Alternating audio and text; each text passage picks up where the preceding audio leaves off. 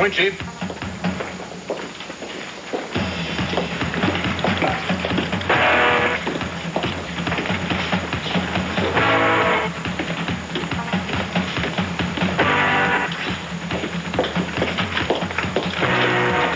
Nice work.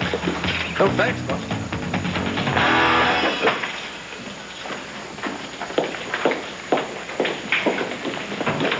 I love this job.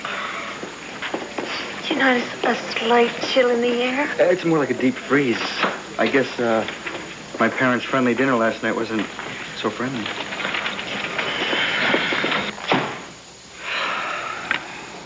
Was it?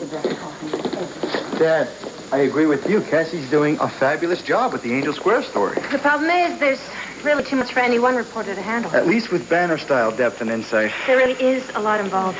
You have the basic land grab mega mall scheme that Grandpa's cooking up. You have Maggie Carpenter's warehouse blocking his way. You have Max and Ian trying to persuade Maggie to lease them the warehouse.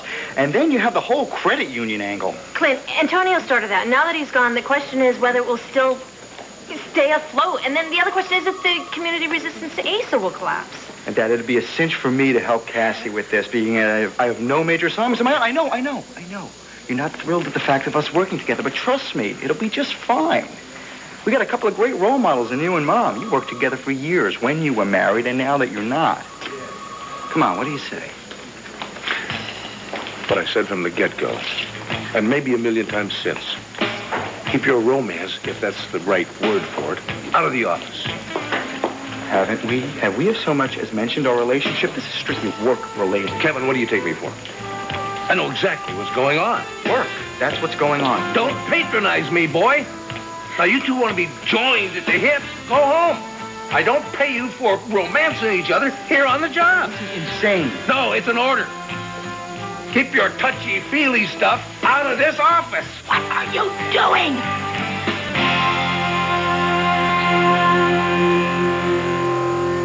What does it look like I'm doing? You are harassing Kevin and Cassie. Well, now, how about that?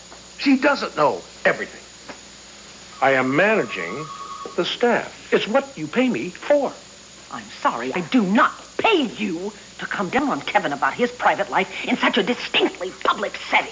Well, now, if you had been paying attention, you would have heard that this has zip to do with Kevin's personal life and everything to do with his and Cassie's professionalism. Well, I have seen absolutely nothing wrong with their on-the-job behavior ever since we had that talk with them about the incident with Andrew. Well, then maybe you should open your eyes just a little bit wider. Well, maybe there is nothing to see. Come on, this little tantrum of yours has as much to do with Kevin and Cassie as fish have to do with bicycles. Oh, and I am just clueless as usual. Is That's that it? ridiculous. We all know what this anger's all about. Oh, is that so? Yes, it's very much so. So I would thank you to keep your private life to yourself, and you leave Kevin alone. On second thought, maybe Blair can wait. But don't tell me what the hell I'm at. That is not what I am doing. It damn sure is, lady. Nobody has work to do. You have that look in your eye. You have the look in your eye. Maybe I should call security and have them come up and pat you down for dangerous vegetables.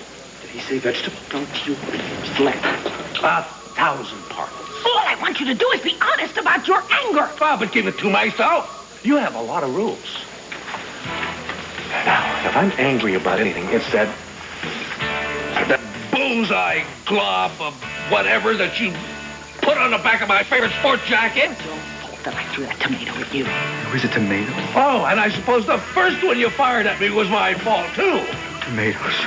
If you are going to confine your remarks to tomatoes, which, by the way, is a fruit, not a vegetable, then I see absolutely no reason to be any later for my appointment than I already am. Exit the fruit hurler. Who do they remind you of? Oh, my God. Us. Can't you tell? You can see how happy he is. May I bring you something from the bar? Yes, bourbon. Neat. I'll just have nice lemonade. Check that. I'll have a Bloody Mary. What is your least favorite thing in the world? You haven't said one word about my offer to Blair. What's the verdict? Guilty of a decent and generous gesture. Pretty cool move, Manning. How nice. The newlyweds. Well, I hope the food is warmer than the welcome. We're going to need a table for 3. Vicky's coming. Well, I hope nobody tries to blow this place up again. You'd get the whole Banner Brain Trust with one kaboom.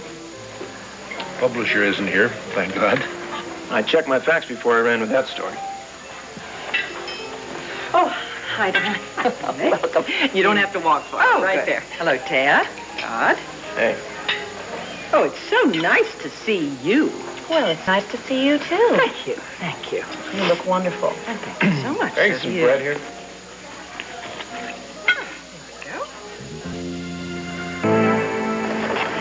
I'll have the pasta primavera, please. Salute. To better days. Hope I didn't keep you waiting long. No, we just got here. So did the rolls. Well, we can roll off to another place if you want. Oh, I think I'm perfectly capable of eating lunch here, thank you. Thank you. Okay, you seem kind of... I'm fine. Well, that's fine.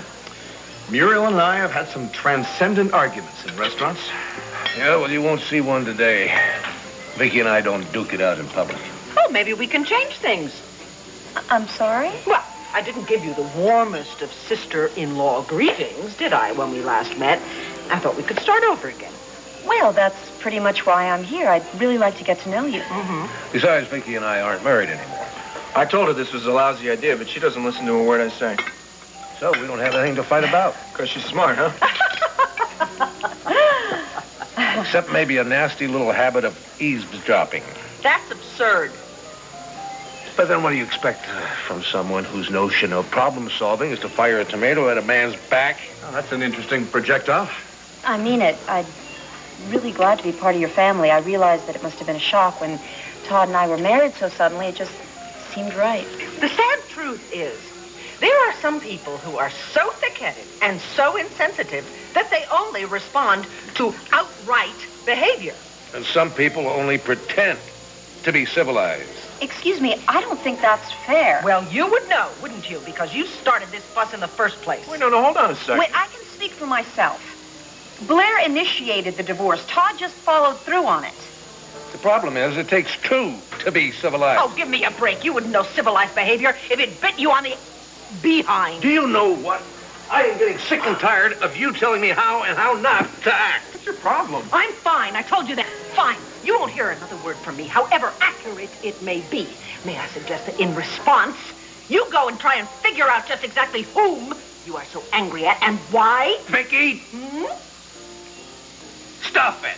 Oh, that's a civilized response. Damn it, woman! Gee, that was a great idea. Can you fill me in here? I mean, I've never seen Viki like that, or Clint. Was it something in the food? It's more likely something in the air, which means it ain't over yet, and I am not about to miss a single moment. Cheers.